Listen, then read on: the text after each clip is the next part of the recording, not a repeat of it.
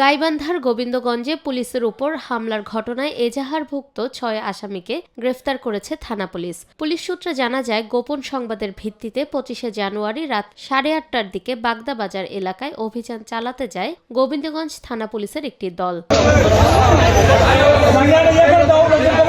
এ সময় আওয়ামী লীগ নেতা ও কাটাবাড়ি ইউনিয়ন পরিষদের চেয়ারম্যান জোবায়ের হাসান শফিক মাহমুদ গোলাপকে গ্রেফতারের চেষ্টা করা হলে তার সমর্থকরা পুলিশের উপর অতর্কিত হামলা চালায়। হামলায় কয়েকজন পুলিশ সদস্য আহত হয় এবং পুলিশের দুটি মোটরসাইকেল ভাঙচুর করা হয়।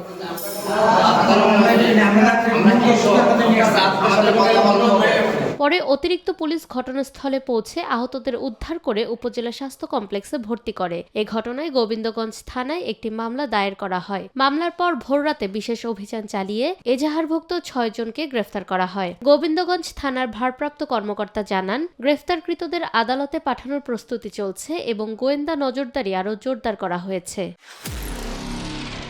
নিরপেক্ষ, সত্য প্রকাশে আপোষহীন।